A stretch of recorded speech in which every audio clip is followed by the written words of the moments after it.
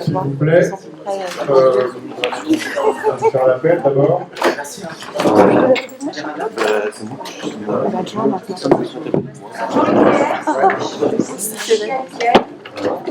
Paul Rodriguez. Présent.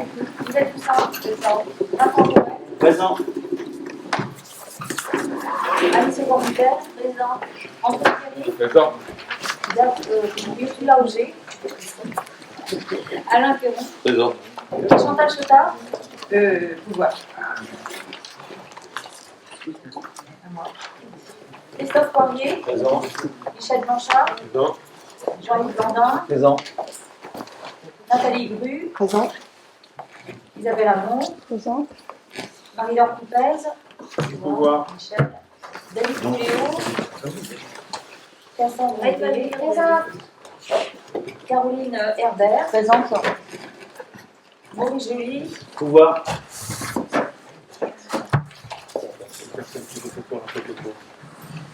Claude Sarrazin. Présent.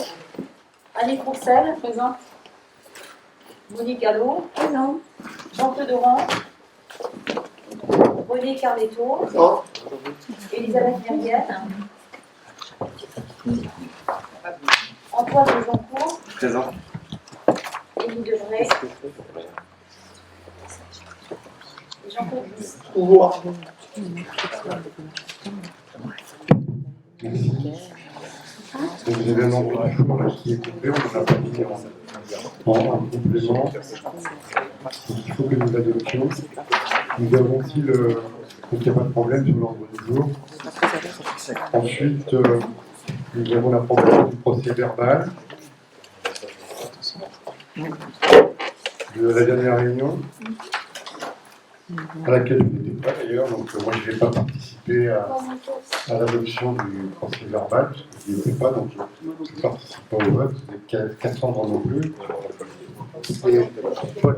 Moi, je ne fais pas la Les absents ne participent pas. Oh, voilà. Il faut trouver un secrétaire ou une secrétaire de séance. Alors, vous ne levez pas tout demain, il n'y a quasiment rien à faire.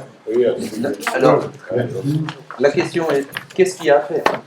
Parce que, Théoriquement, il doit regarder un peu le procès verbal aussi, avec le relire. Moi, je le relis, mais il n'empêche que c'est possible. Et note les votes, parce que ça va être toi si je me trompe pas.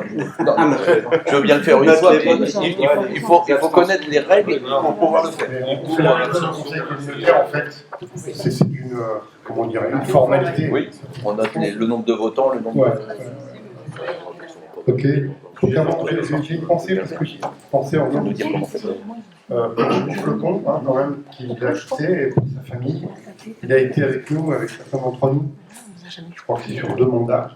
Il avait aussi des responsabilités sur la commune, mais à titre professionnel, à la DDE, il a travaillé beaucoup, donc moi j'ai une pensée pour nous tous, pour sa famille et pour ses proches.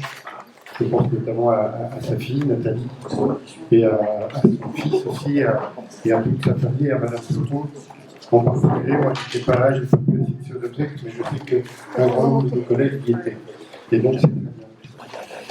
Et le travail qu'il a fait, il était adjoint aux travaux, et donc ce n'était pas un poste qui est un peu difficile et compliqué, parce qu'il y a beaucoup de demandes, et puis il y a pas souvent de remerciements. Alors on passe aux délégations du conseil municipal au maire, compte rendu de décision, vous les avez. Donc il n'y en a pas beaucoup, donc on a obligation de le faire au conseil municipal qui suit les décisions qui ont été prises. Autrement, sur les projets de délibération, le premier concerne une garantie d'emprunt Bretagne Sud Habitat pour les bâtiments que nous allons construire. On a dû démarrer, d'ailleurs ça a été un peu décalé parce qu'il y avait un problème d'artisans. Donc c'est commun, on vérifie parce qu'il y a une règle à respecter, que ça ne dépasse pas trop d'engagement, et donc là on demande une garantie d'emprunt de 50% pour le remboursement d'un prêt d'un montant de 1 318 926 €. Moi depuis que je suis maire, ça n'a jamais été mis en œuvre. Hein. Je me rappelle, rappelle-moi la règle, Paul, 50% de... Il y a une règle. Oui. Oui, c'est par rapport aux garanties des emprunts. Ouais. C'est pas que le montant global dépasse, je crois que oui, je crois que c'est 5%. Des recettes de fonctionnement. Oui, voilà. Hein, c'est ça. Et donc on est en deçà. Et donc les banques nous demandent ça parce que même ont besoin de ça. Vous avez les garanties pour la durée totale du prêt. Et là, c'est pour la même cause. Hein. C'est pour la réalisation de ces logements derrière le centre culturel. Est-ce qu'il y a des questions sur ça, sur le... Oui. Non, De quel ordre ce sera ces constructions? Est-ce qu'il y aura que des maisons? non, il y a 13 maisons. Et de D'accord. mémoire, il y a 2 terrains Oui. libres. Il pourrait y avoir des constructions d'accession à la propriété à conditions avantageuses. S'il n'y a pas de demande, ils seront retransformés en logement. Et là, vous avez, c'est des R plus 1. Hein. C'est un peu la même chose que ce qu'on a avenue de Gaulle. Près de au Pommier, là-bas. Ce sera un peu le même. Le même style. Et donc ça permet d'occuper ça en centre-ville, pas loin des commerces, du centre culturel. Ça permet aussi de la visibilité sociale. Et puis ça permet aussi l'aménagement de cet espace qui était un petit peu dégradé. Donc ça nous fera potentiellement une cinquantaine de personnes. Ça répond aux exigences actuellement? Oui. Et il y a aussi j'ai oublié quelque chose, c'est qu'il doit y avoir un ou deux bâtiments accessibles en termes d'accès. Oui, il y a deux Personnes à mobilité réduite. Ok, donc je mets aux voix qui est favorable. Premier, il n'y a pas d'abstention. Pas de vote. Merci, nickel. Je me trompe, hein. Donc là, on modifie le tableau des effectifs tout simplement parce qu'il y a des mouvements de personnel, il y a la création du poste de responsable des ressources humaines, il y a l'avancement de grade au poste de responsable des services techniques et de l'urbanisme et avancement de grade au poste d'ADSEF. Donc on va avoir une personne juridique l'autre jour, le métier officiellement, qui arrive début octobre au RH. Dites-moi son nom, s'il vous plaît. Cécile qui était en poste jusqu'à présent, mais qui habite Guerre. Et puis qui a travaillé dans ce domaine. Je crois qu'elle a travaillé avant aussi au CCS, des mémoires de Malécran. Donc d'accord, là-dessus, je me vois abstention, vote contre. Il n'y en a pas, c'est ça, ça a changé. Comme tout le monde est d'accord. Yvette, le micro? Non. Concernant les équipements sportifs, donc, il y a le regroupement sur le site Saint-Gurval. C'est un budget prévisionnel à 4 155 000 € pour la réhabilitation du complexe sportif. Dans ce cadre, le terrain synthétique, ses abords et l'électrification ont été réalisés pour un montant de 1 305 000 € hors taxe. Ainsi, il reste disponible la somme de 2 850 000 € hors taxe pour la création d'une seconde halle multisport, un terrain d'honneur et un terrain d'entraînement avec des vestiaires et une zone pétanque-palais. Compte tenu du montant envisagé, il est proposé que la désignation de l'équipe de maîtrise d'œuvre soit effectuée sur la base d'un concours, tel que prévu par la loi. Cela a été fait. Donc, s'agissant d'un concours de maîtrise d'œuvre, un jury doit être constitué en vue de donner son avis sur les dossiers de candidature et sur les projets. Donc, il y a, conformément aux dispositions, le jury est composé du président de la commission d'appel d'offres, président du jury, des membres élus de la CAO et de 3 architectes. Donc, l'ensemble de ces membres, ils ont donc droit de vote. Il est également proposé de désigner le membre suivant, qui était moi-même, comme par voie consultative. Donc les 3 architectes présents étaient l'atelier d'architecture du Bourget, l'atelier d'architecture Roche et Morel, et puis l'autre, Co 56 Morel Patrick. Et là, ces 3 architectes sont indemnisés comme le prévoit la loi. Les montants sont notés. Donc les convocations ont eu lieu au mois de juillet. Et donc on a vu ensemble l'équivalent de 29 projets qui étaient proposés, des projets qui étaient proposés pour non pas la réalisation actuelle de la nouvelle halle, mais ils nous montraient ce qu'ils ont déjà fait et il a voulu en choisir 3. C'est ce qui a été fait. Et ces 3 architectes-là, ces 3 bureaux d'architectes, vont nous proposer un projet en fonction du cahier des charges qu'on leur a donné. Ce sera donné vers le mois de novembre. Voilà. Donc voilà où on en est actuellement.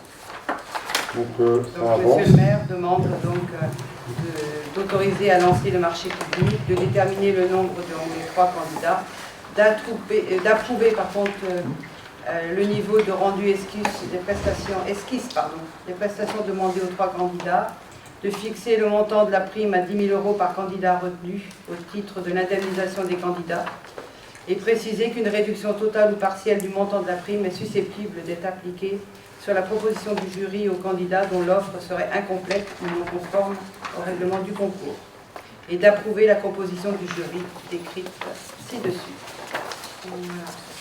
Également fixer le règlement intérieur du jury, d'approuver le montant de l'indemnisation des membres du jury et d'autoriser à signer tous les documents relatifs au concours de maîtrise d'œuvre et de la procédure de publicité. Ça en fait des choses. Hein. Voilà. 1, 2, 3, 4, 5, 6, 7, 8, 9. Est-ce qu'il y a des questions? Donc ça avance, on verra comment on programme ça en fonction des disponibilités financières qu'on aura et des coûts qu'on va nous proposer. Là, on ne peut pas vous en dire plus. Et on restera dans l'enveloppe qu'on s'était fixée. Okay. Ça veut dire, pardon, ça veut dire, ce que tu viens de dire, monsieur le maire, ça veut dire que le budget est positionné, mais ne sera débloqué que si les circonstances le permettent. Au fur et à mesure. D'accord. Sur la base des factures qu'on nous propose. Hein, donc voilà, donc, de toute façon, il faut que nous avancions. Ce qui ne sera pas fait là, on projettera sur un autre mandat. On va voir comment on peut procéder. Ok, donc qui est favorable à cette proposition? Ça m'énerve, mais en fait. Ouais, tous. Pas d'abstention. Pas de vote contre. Vincent. Il est où, Vincent? Voilà. Dans l'aménagement urbain, la modification n'est plus. Modification simplifiée. Modification simplifiée suite à la décision par arrêté municipal en date du 7 février 2022 de lancer une procédure de modification simplifiée avec deux vocations initiales. C'est trop fort? Peut-être moins loin. Ouais, ah, c'est bon comme ça. Sans micro, je crois qu'on y arrive. Ouais, ça m'évite comme ça de porter la voix, c'est bon comme ça? On dit ça fait caisse de résonance. On peut dire donc, 2 vocations initiales, c'est de pouvoir. Je l'ai noté dans le Donc, de modifier. Jean-Yves Laurent demande de parler. Jackie, vous préférez avoir le micro? Faut qu'il y ait un micro pour vous? C'est mieux? Pour entendre Non? sur la télé. Ça va? Dans le cadre du projet d'hébergement pour les personnes âgées, pouvoir caler la zone PLU pour qu'on puisse faire de l'habitat, puisqu'on était plutôt au niveau de la rue des Cerisiers sur un espace dédié aux espaces de loisirs, donc il a fallu qu'on modifie le zonage. Mais on reste en U, évidemment. Voilà, c'était le premier point. Deuxième élément, c'était, vous savez, sur la commune, au-delà d'être sur des parcelles constructives, on a ce qu'on appelle des OAP, donc des zones d'orientation d'aménagement de programmation. On a 18 sur la commune et on a eu des demandes de porteurs de projets privés pour créer des sous-secteurs. C'est-à-dire que quand vous êtes en OAP, pour pouvoir construire, il faut d'abord faire un permis d'aménagement. Vous devez réaliser les travaux, un permis d'aménagement qui doit correspondre à un minimum 80% de la zone ou du secteur. Donc voilà, donc il y a des personnes qui ont dit, nous on est prêts à faire quelque chose, par contre, par exemple on a 2 hectares concernés, on ne va pas déjà aménager, parce qu'il faut faire les travaux, c'est ça que ça veut dire, ça veut dire des investissements. On ne va pas aménager forcément 1,6 hectare dans un premier jet. Voilà, est-ce qu'il y a moyen de scinder en tous les cas le zonage et créer des sous-secteurs? Donc on a le droit réglementairement. Donc on a accédé à la demande sur 3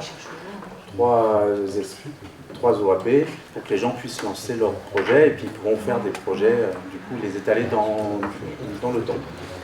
Voilà, et on a profité aussi de cette modification pour corriger des petites choses à la marge liées à l'ancien PLU, notamment sur des zones d'activité où au niveau des installations classées est évoqué que les installations classées de type à autorisation. Alors il existe dans la nomenclature des déclarations et des enregistrements pour des activités industrielles. C'est les mêmes principes que les activités agricoles. Alors là, bien sûr, on n'est pas dans une phase agricole, mais on est sur les mêmes logiques. Donc on a profité pour faire ça. On a profité pour rajouter ce qu'on avait voté, alors je ne sais plus, Jackie, c'était il y a 1 an ou 2 ans, vous savez, la gestion des eaux pluviales à la parcelle, gestion prioritaire.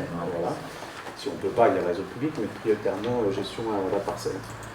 Donc voilà, je n'ai pas d'autres éléments complémentaires à vous donner, mais c'est dans ce cadre-là. Ah si, les places de parking aussi, sur telle zone d'activité, parce que jusque-là, c'était à la surface. Vous avez tant de surface, vous devez faire tant de parking, et ce n'était pas lié à l'activité.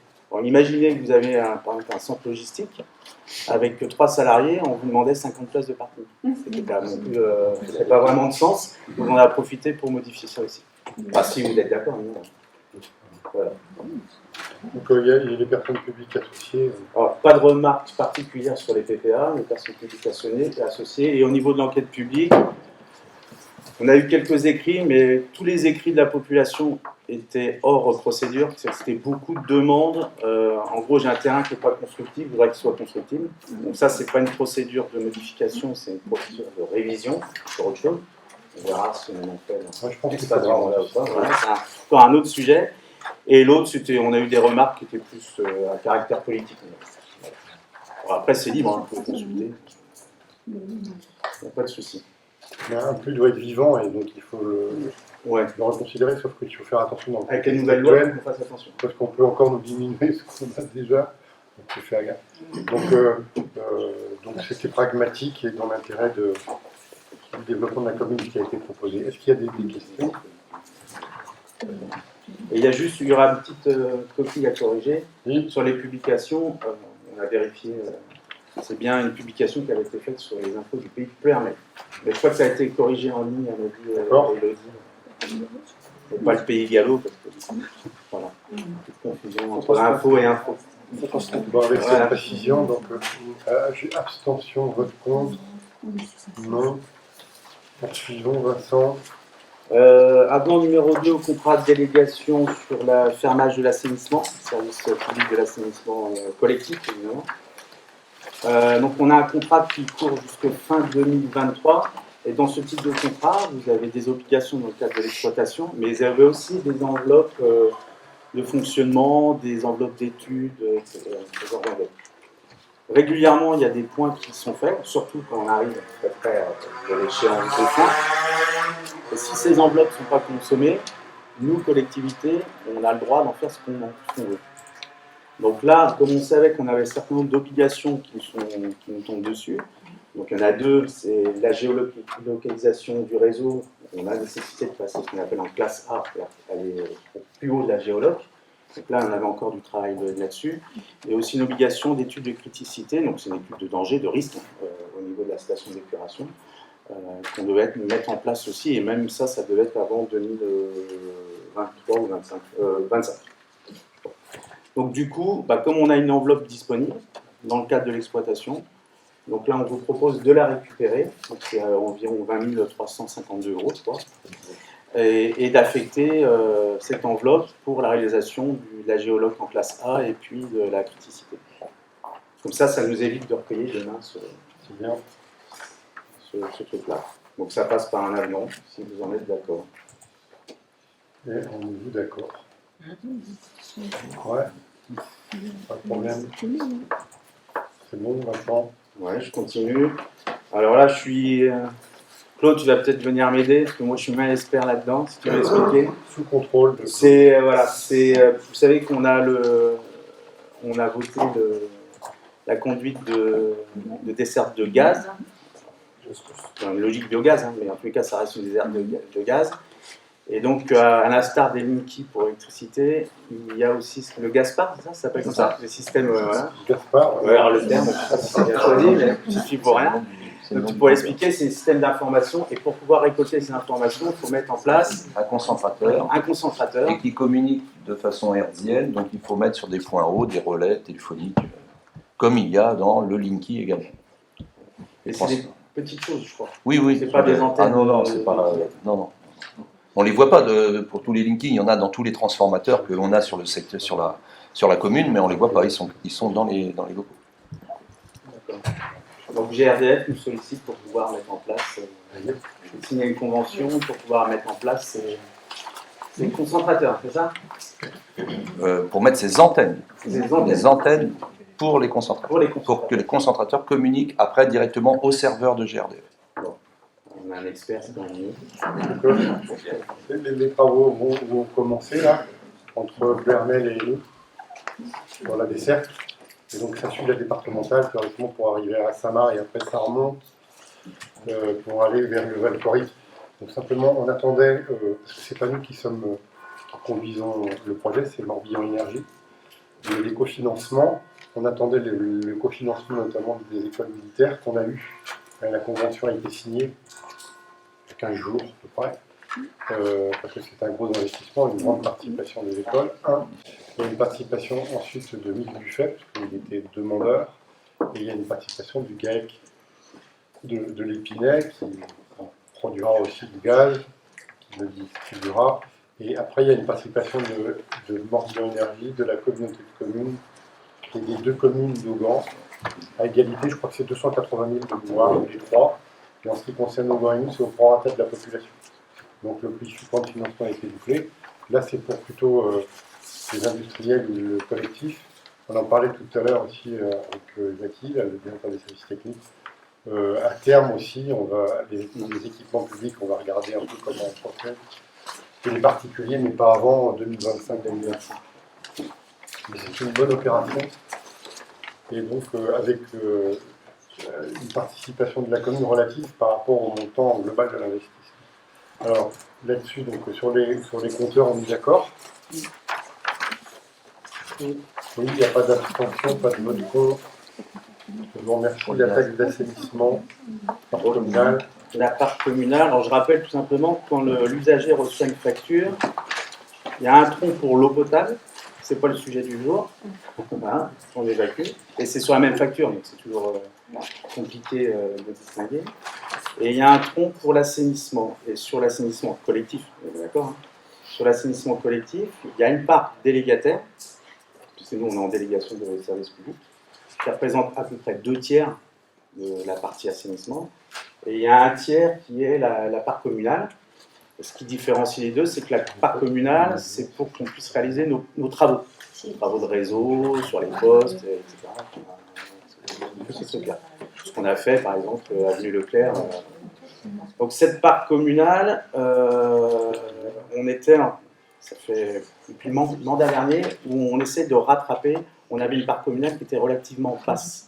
Donc il devenait contraignant en termes budgétaires pour pouvoir faire des investissements qui sont obligatoires, définis par arrêté préfectoral. Voilà, donc ça veut dire qu'il faut lever les fonds nécessaires.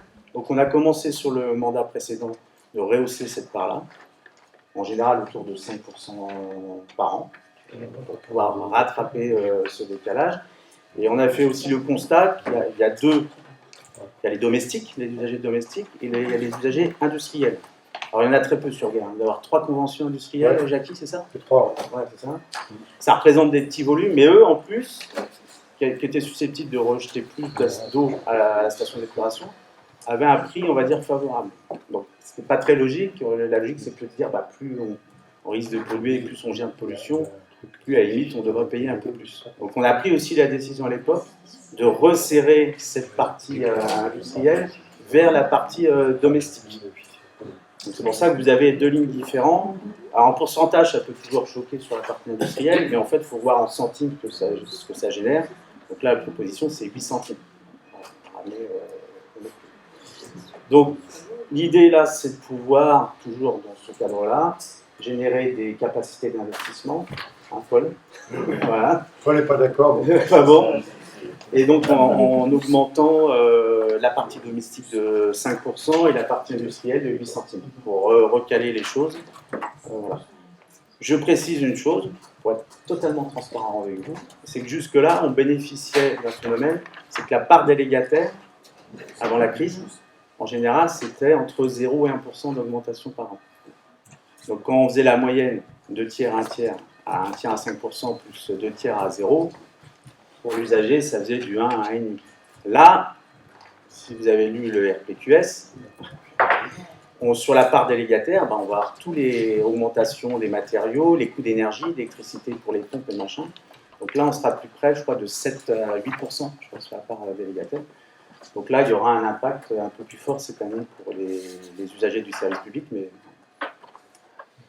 on n'est pas maître des coûts d'énergie. Voilà. Je ne sais pas s'il y a d'autres précisions. Alors ça s'applique sur la part fixe et la part variable. Est-ce qu'on a vraiment besoin de cette augmentation? Ah oui, parce que Le budget. peut-être qu'on aurait dû fragile. commencer par les RPQS, mais pour pouvoir répondre à nos obligations en termes d'eau parasite derrière, on aurait besoin de faire des travaux à hauteur de 500 000 euros. Donc à un moment donné, alors évidemment ça va être lissé dans le temps, on est bien d'accord, mais il va bien falloir qu'on y passe, parce que le risque, si on ne fait pas le nécessaire à terme, déjà on va falloir qu'on renouvelle notre arrêté préfectoral, ça va être gagné, et deuxièmement, à un moment donné, les services de l'État, si on ne fait pas le nécessaire, ils vont peut-être nous dire plus de permis de construire. C'est ça. Donc vous voyez, donc, il faut vraiment qu'on s'engage à un programme de travaux et qu'on va mettre en corrélation. On a décidé de mettre en place un schéma directeur d'assainissement, je ne sais pas si vous vous souvenez. Et heureusement qu'on a mis ça en place, parce que la police de Zo nous a clairement dit que si on n'avait pas mis ce schéma directeur d'assainissement avec le plan à venir, ils attendent le plan de travaux prévisionnels, d'où la nécessité de monter un peu la part communale, ben, on serait dans le rouge et considéré comme non conforme sur 100% de l'assainissement. Et est-ce que c'est le seul moyen d'avoir une ressource sur cette ligne budgétaire-là? Ah ouais, c'est un budget annexe. Alors, on ne peut pas taper dans le budget général, c'est ça la question. C'est vraiment l'usager. C'est pas l'impôt. Ouais, C'est l'usager. Ce qui me chagrine un peu dans cette affaire, hein, que je comprends, j'insiste, je comprends la démarche, mais ce qui me chagrine un peu, c'est que justement, comme tu viens de l'expliquer, tout va augmenter, tout augmente.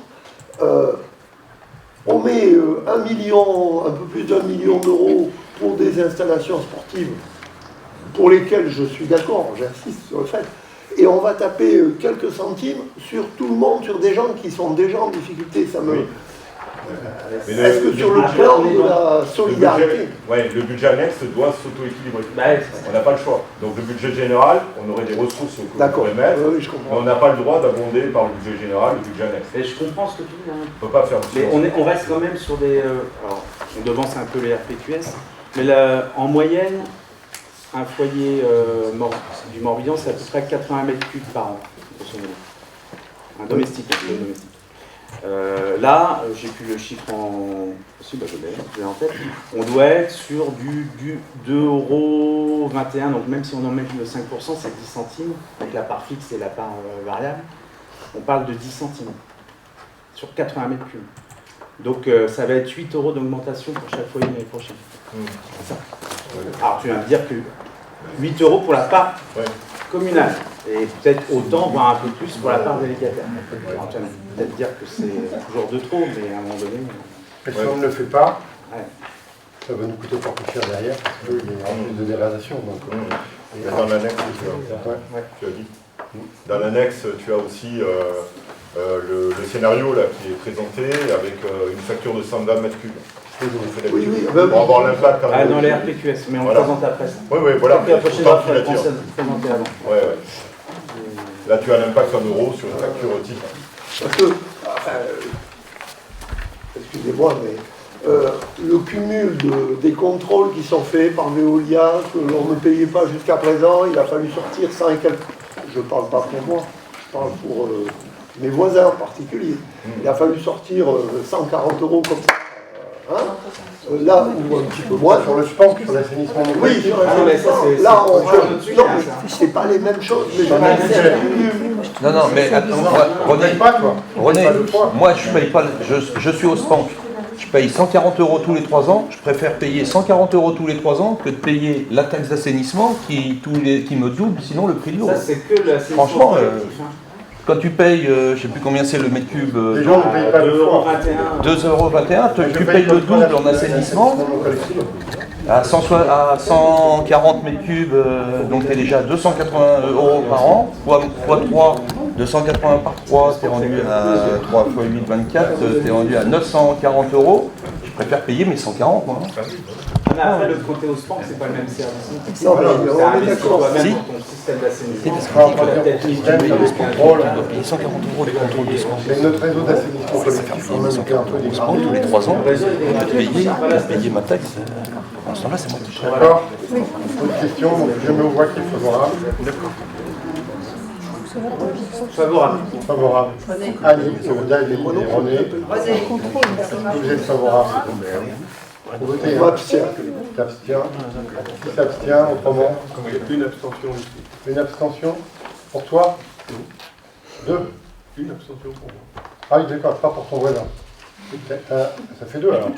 Non, une abstention. Enfin, Oui, Tu avais un pouvoir, c'est pour ça que je te dis ça. une abstention, 2 abstentions. Moi, deux, ben, C'est ça. bon pouvoir. Et toi, deux ou une? Michel? Ça fait 3. Deux? Je comprends. Ah ouais, ça fait quatre. Deux et deux. Non, il dit une, donc Je mets combien 4 abstentions. Note bien. Il s'applique moins. Bien, il fait ça bien. Alors on passe au point suivant, le rapport du délégataire véolaire. Il est à votre disposition, mais il était trop gros. Donc vous pouvez le consulter. Tu fais un Je vais en résumé. dire deux mots. Ouais. Je vais vraiment vous en dire, parce qu'on a commencé à aborder les choses en fait. Alors, il faudra aussi corriger un petit peu, parce qu'il y a deux en fait. Il y a le RPQS et le rapport délégataire. Et la différence que je disais, c'est que le RPQS, Le RPQS, on connaît un peu, mais tout le monde connaît peut-être pas. C'est des noms, c'est le rapport. Ah oui, c'est le rapport sur le prix et la qualité du service. Voilà. Merci, j'ai mon DSTU qui me surveille, qui me raconte des âneries. C'est ça. Et la différence, c'est les travaux. Donc le RAD, c'est le délégataire, et le RPQS, c'est le général. Les chiffres clés, moi, que j'ai retenus, bah, c'est toujours la même chose, même si on est en amélioration. C'est qu'en mètres cubes assujettis, c'est-à-dire que ce que les gens ont consommé en eau potable, on est à peu près à 137 000 mètres cubes. Alors c'est du 2021, on est d'accord. 137 000 mètres cubes en 2021. Et ce qu'on a rejeté à la station, c'est 350 mètres cubes. 350 000 mètres cubes. Alors ça, les rejets de station, ils sont aussi très liés aux conditions climatiques, vous imaginez bien. S'il pleut plus ou moins, je pense que 2022, les chiffres ils vont baisser un petit peu. Mais par contre, parce que l'année d'avant, on était à 466 000. Donc il y a un écart de 100 000 mètres cubes. Donc ils peuvent être liés aux conditions météo, mais peut-être aussi aux premières actions des travaux qui ont été mis en œuvre. Je note que sur le mètre cube assujetti, on a une baisse aussi de 7% de la consommation d'eau. Alors c'est pareil, bon là c'est pas le rapport sur l'eau, mais c'est souvent lié à des effets annuels. S'il fait très chaud ou si on a un été très chaud ou pas, bah, les consommations d'eau elles varient vachement par rapport à ça. Juste, quelle est la proportion entre l'industriel et les particuliers?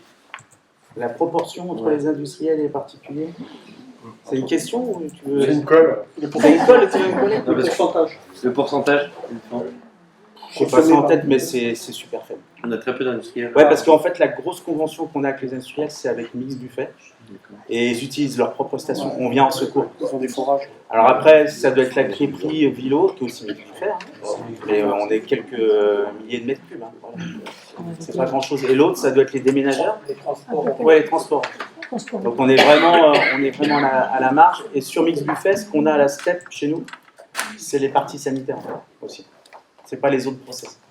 Donc on pourra te répondre, mais si on est à moins de 10 000 mètres cubes. Station d'épuration.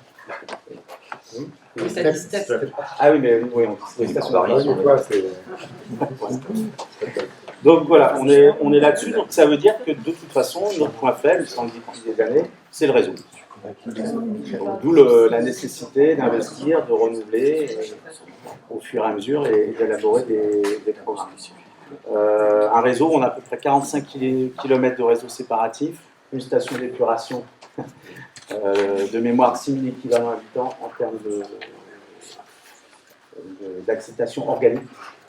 la demande chimique en oxygène, la DCO, et 9 postes de relèvement. Voilà ce que je peux dire. En plus, ce qu'on disait, c'est qu'on depuis 2014, il me semble, on mène une grande campagne de connaissance de notre patrimoine, d'inspection caméra, de tests, etc.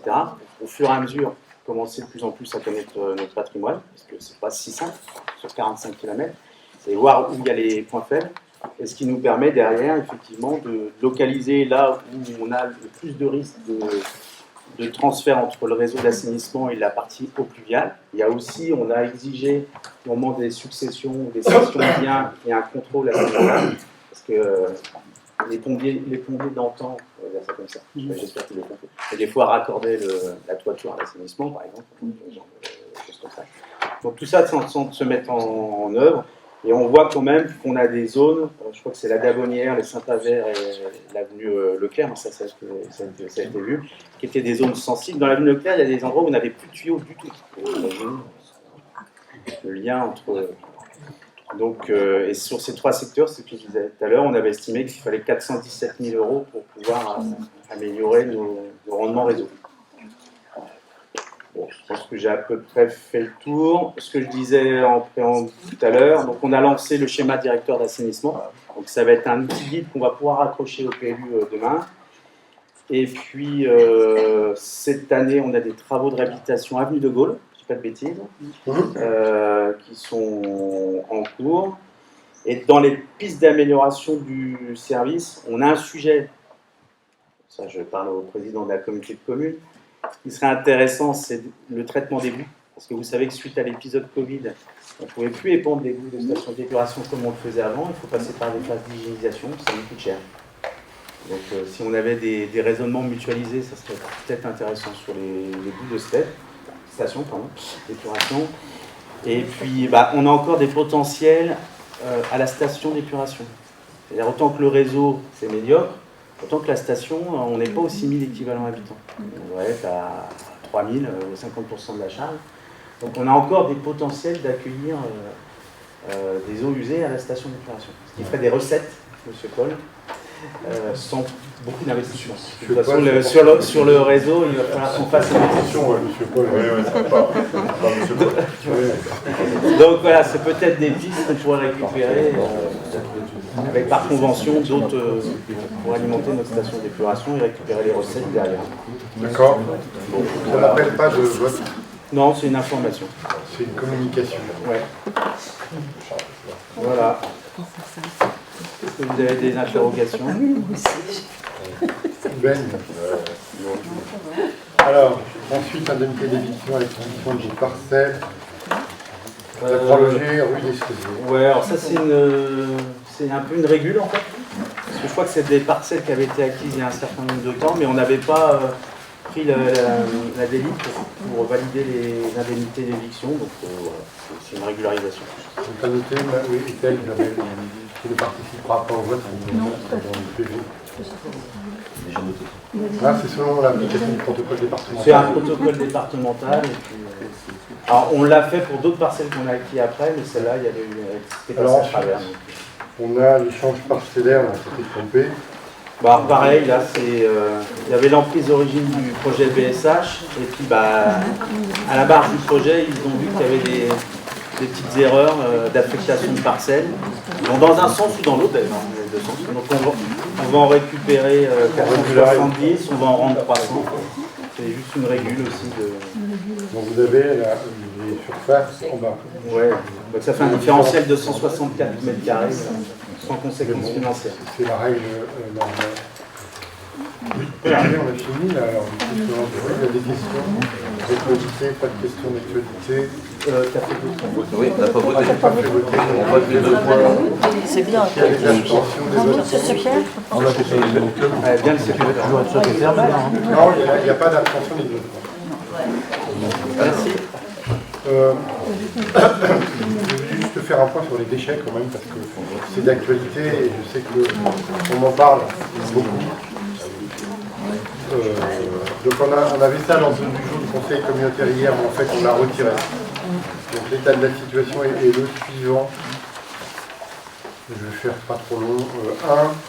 On avait décidé, lors d'un conseil communautaire, d'approfondir un scénario qui était le scénario numéro 3, apport volontaire pour les ordures ménagères et porte-à-porte pour les autres ordures. Le bac jaune porte-à-porte, le reste, apport volontaire.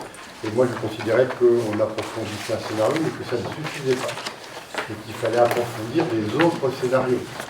C'est-à-dire un scénario mixte où il y avait un dispositif spécifique, il y avait tout porte-à-porte, où il y avait, comme aujourd'hui, ce qu'on a ici, tout porte-à-porte c'est comme ici, il y avait aussi un mixte en fonction de la campagne, etc. Donc ces scénarios ont été approfondis. On a eu des éléments qu'on a communiqués aux membres du conseil communautaire, une étude qui s'appelle l'étude Samaphore. Et aujourd'hui, nous dépendons du SMICTOM pour le traitement et la collecte des déchets.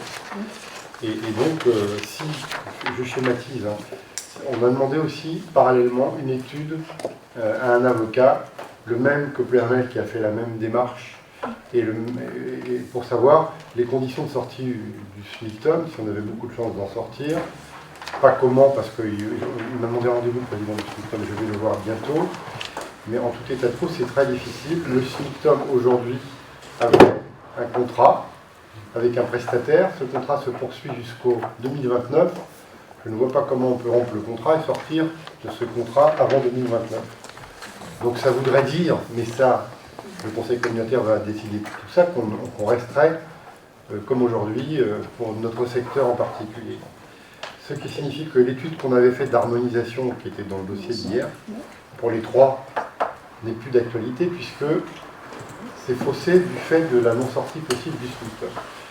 Donc c'est pour ça qu'on n'en a pas parlé hier. Par contre, moi j'ai redemandé une étude sur l'Agacie et Malais 3 pour voir si on pouvait harmoniser partiellement les déchets, sachant qu'on a une obligation de tarification incitative, qu'on a nous, déjà, mais que les deux autres collectivités n'ont pas.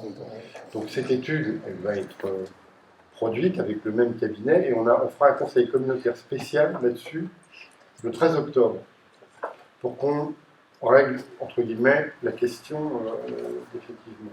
Et en fait, c'est possible de scinder les choses parce que l'Agacie et Malais 3 adhèrent au même syndicat de traitement, le SITOMI, alors que nous, on a un syndicat différent. Et l'idée qu'on avait quand même dans tous les cas, c'est que pour la collecte, on la fasse partout en régie directe. Or, nous, on est en sous-traitance, d'accord ? Pas les autres. Et pour être en régie directe, il faut aussi que je parle sous le contrôle de Vincent, il faut qu'on modifie les statuts. Parce qu'aujourd'hui, on prend tout, collecte traitement, mais on ne peut pas scinder les choses tant que les statuts ne sont pas modifiés. Tout ça pour dire, parce que la population, je ne m'avance pas trop, parce qu'il peut y avoir des évolutions, et parce que aussi, si on sort, ça fait un manque à gagner pour le SMICTOM, naturellement, et pour son prestataire, ce sera la même chose pour Permettre, ce sera la même chose pour Dinan, et donc c'est une somme assez importante. J'ai eu des indications, mais je ne veux pas en parler ici tout de suite, tant qu'on n'a pas vu le président du SMICTOM. Donc, tout ceci étant dit, je pense qu'on ne va pas beaucoup bouger concernant notre secteur. Voilà. Et donc, ça, avant, on ne le savait pas trop, parce que si on verse une soute, parce qu'il y a un manque à gagner, ça va être phénoménal. Donc, il est plus raisonnable que nous attendions. Et je discutais hier avec un de mes collègues qui me disait, ah non, mais nous, on n'avait pas vu le problème du collectif, des bacs collectifs. Il dit, moi, dans ma commune, j'en avais 20. Et maintenant, on m'en propose 9. Donc, on n'avait pas tous les éléments pour. Et de mémoire, nous, on a dû, il y a un ratio au nombre d'habitants. Je pense qu'on a 300 bacs de prévus collectifs sur l'ensemble du territoire. On me dit, c'est que ça va râler chez moi, s'il y a moins de bacs compris collectifs.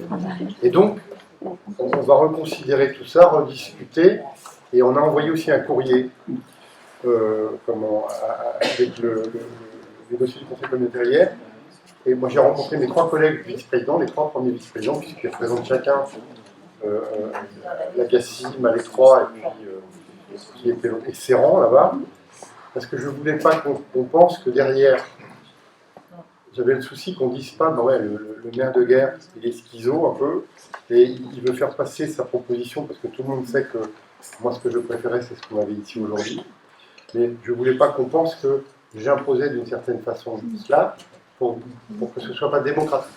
Donc j'ai vu mes 3 collègues, on a discuté, on a visionné, on a discuté avec les cabinets aussi de trucs, et on a signé une lettre tous les 4 pour bien montrer que c'était une démarche qu'on partageait et qu'on ne pouvait pas écarter. Pour pas qu'on pense que... Vous comprenez ce que je veux dire. Et donc ça s'est bien passé.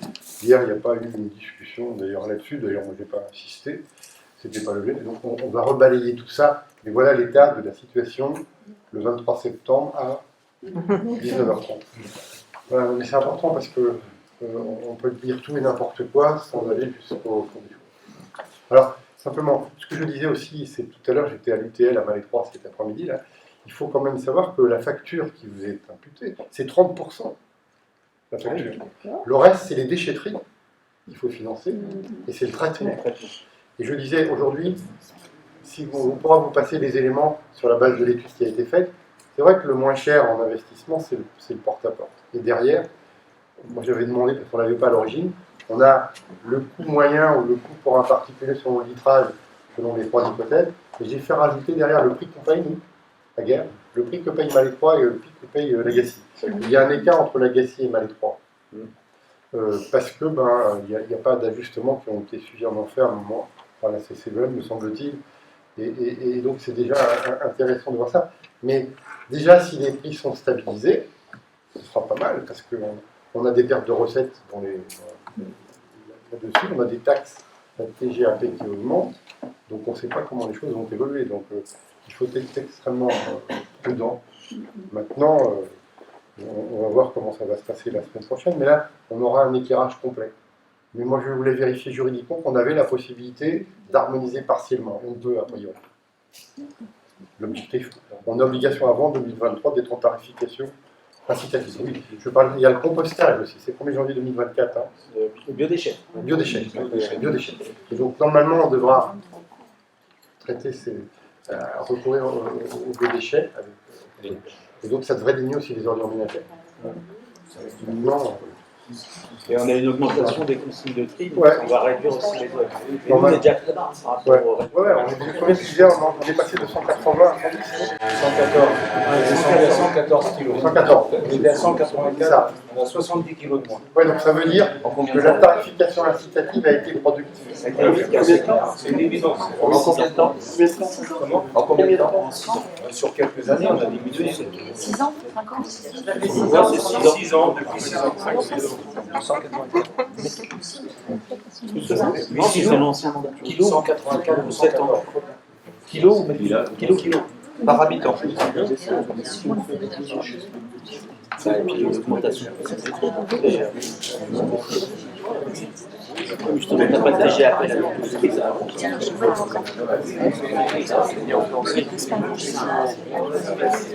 Bon, il y a un autre sujet, la mobilité, vous êtes tous prêts?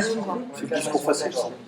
La mobilité, on a tout compris. Mais bien sûr, on sait bien que ça se fait pas. On se revoit mercredi avec la région pour finaliser normalement tout ce qui est horaire de dessert entre Plélan et Redon sur la ligne qu'on va mettre en place courant janvier, sans doute. Et je suis en train de regarder parce qu'on avait dit qu'on voulait desservir aussi les horaires décalés dans les entreprises. C'est le cas pour Midi Buffet et pour, comment ça s'appelle, le Crochet. C'est moins le cas pour Fenêtre et A, donc on est en train de réajuster tout ça. Et donc j'espère que ça pourra être mis en service en janvier, donc c'est intéressant. Donc ça se substituera au GoBus. Et donc nous, ça nous fait faire aussi des économies d'échelle. Et je pense que si on n'avait pas mis en place le GoBus, la région aurait été moins attentive au dispositif. Et donc, mais quand même, on a prévu le versement de la taxe transport devrait nous rapporter, entre guillemets, à peu près 800 000 euros. Et sur les 800 000 euros, on avait calé à peu près 500 à 550 000 pour la ligne en question et le différentiel pour les lignes internes qu'on veut mettre en place sur le territoire. Mais s'il y a une desserte plus importante des horaires décalés, comme ce sont des horaires décalés, voire de nuit, ça coûte beaucoup plus cher. Donc il faut faire attention pour trouver le bon ajustement, quitte à en diminuer un peu à certaines plages horaires dans la journée. Donc, on est là-dessus, c'est un service important. Et puis après, on va travailler de l'autre côté, là-bas, sur l'ouest, en direction de Vannes, pour voir comment on peut améliorer aussi la desserte vers Vannes. Et il y aura des correspondances pour celui-là avec la ligne du Val-Corric. Et les lignes internes qu'on va mettre en place sur toute la communauté auront des correspondances aussi avec la ligne Redon-Lénan.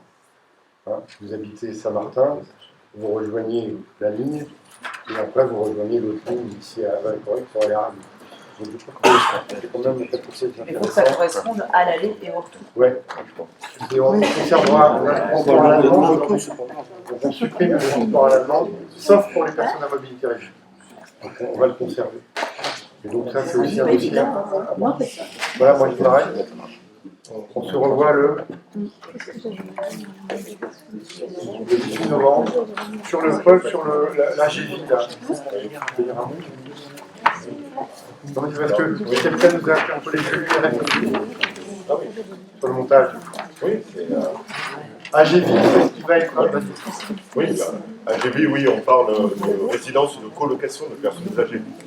C'est vrai que nous, quelquefois, ils utilisent ce terme d'habitat partagé ou de domicile partagé. Et ici, sur le Morbihan, ça signifie autre chose, domicile partagé. Là, ce sont des personnes qui ne sont pas souffrantes, qui sont encore en bonne forme et qui vont pouvoir vieillir 8 personnes par maison avec une gouvernante qui sera là pour les aider pour les tâches ménagères de la journée. Donc il y aura 2 maisons de 8 pensionnaires avec à chaque fois au-dessus, au premier étage de ces maisons, la gouvernante qui va habiter sur place avec sa famille. Donc il y aura, voilà, directement dans chacune des maisons. C'est la même idée que les résidences seniors que l'on trouve ailleurs. Oui, mais c'est à échelle beaucoup plus réduite. Voilà. C'est 3 prix de loyer, 3 loyers combien je n'ai pas le montant, je ne me souviens pas pour l'instant, mais on pourra l'annoncer par la suite. Il y a un projet comme ça, Rufiac, parce qu'on a été interpellé par un citoyen, et en fait, il dit bah ouais, il faudrait quelque chose. Elle a dit, d'abord, on n'est pas l'opérateur, et deuxièmement, on vend du terrain. Donc, c'est tout bénéfice. Et c'est une structure intermédiaire qui permet d'avoir une offre plus large. Oui, si vous regardez sur Internet les exemples d'implantation, ça marche plutôt bien. Vous avez la possibilité d'aller, même quelquefois, aller à des portes ouvertes. On pourra aller voir en plus ce cas à Rufiac aussi. Et on va voir si c'est une offre, si l'offre va permettre d'accueillir les pensionnaires, puisque ce sera quelque chose en plus par rapport à l'EHPAD et la résidence autonomie qu'on a déjà sur le complément. Voilà, c'est des compléments. Donc comme il y a une demande, il y a toujours une liste d'attente à chaque fois, notamment au sein de l'EHPAD. Voilà, on pourra peut-être proposer d'autres formules aux personnes âgées du territoire. On a une idée des coûts, par exemple, ce que coûte un loyer dans ces... On pourra vous le repréciser. Mais pour il y a des aides de logement aussi. Oui, des aides aussi. Il y a la BL, il y a rien. Ouais, donc je pensais pas attendre. Est-ce que tu voudras vous, c'est la porte? Sur la piscine, j'ai oublié parce que je n'ai pas parlé de la piscine de Maléfort. C'est réglé, on a trouvé une solution. Elle est rouverte depuis la fin de la semaine dernière. Pour ici, on voulait redéployer éventuellement les personnes sur la piscine de Guerre. Manque de peau, on a fait, manque de peau non, parce qu'on a fait des travaux d'amélioration. On avait 3 tranches, une tranche l'année dernière, une tranche cette année, une tranche l'année prochaine. On le fait en juillet-août parce qu'on n'est pas une station balnéaire, il n'y a pas trop de passage et ça pénalise surtout pas les scolaires. Donc, moi j'avais demandé une dérogation pour remplir la piscine, parce qu'elle est vide. Ouais, elle était vide, le préfet avait refusé, et je l'ai eu au téléphone en fin de semaine dernière, le secrétaire général, et j'ai vu le préfet aussi derrière, et ils sont d'accord pour nous accorder une dérogation. Donc on a écrit, il va pleuvoir toute la semaine. Le demande officielle, on va avoir une réponse, mais le temps que la piscine se mette en activité, il faut 4 à 5 jours. Donc théoriquement, sur une réponse, ça devrait ouvrir la semaine prochaine. Voilà. Comment? Merci. S'il y a d'autres questions? Ouais. Allô? Chacun s'écoute. La location serait autour de 1600 € par mois. Quand tu es il y a des grilles, toi, la grille GIR 2, GIR 3. Ouais, oui. C'est 1600, Oui. En fonction de ton autonomie. Ça change aussi. Ouais, c'est ça, aucun problème. Et il y a un service qui est rendu par les gouvernants aussi. C'est intégré. Ça, c'est en 2021. Ok. Toujours. Ah oui, on va diminuer les horaires, l'éclairage public d'une heure. Deuxièmement, j'en parlais aussi tout à l'heure avec les 19 degrés ici dans tous les bâtiments publics communaux et les écoles. Donc on va voir comment ça fonctionne. Je sais qu'aujourd'hui il y avait une journée, les noix degrés en moins, c'est combien? 7%. Ces grandes villes, elles éteignent dès 9h aujourd'hui. 1 degré en moins pour du chauffage, 7%. Quand vous êtes en climatisation, de réduire d'1 degré, c'est entre 12 et 18%. Ah ouais. Donc la clim, c'est aussi, bon, on en a moins besoin ici, mais on peut se priver de clim parfois. Merci alors.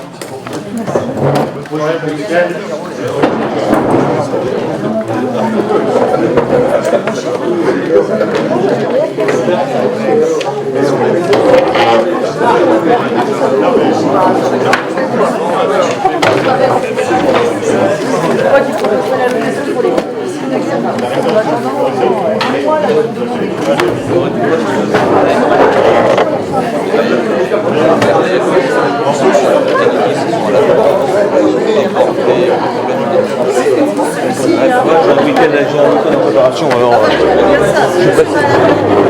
Moi je suis parti de travail.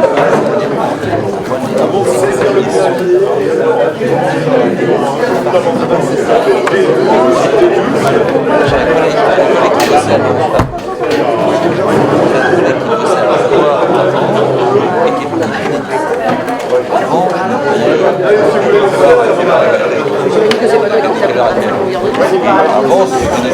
Et qui est avant, ce que c'était avant,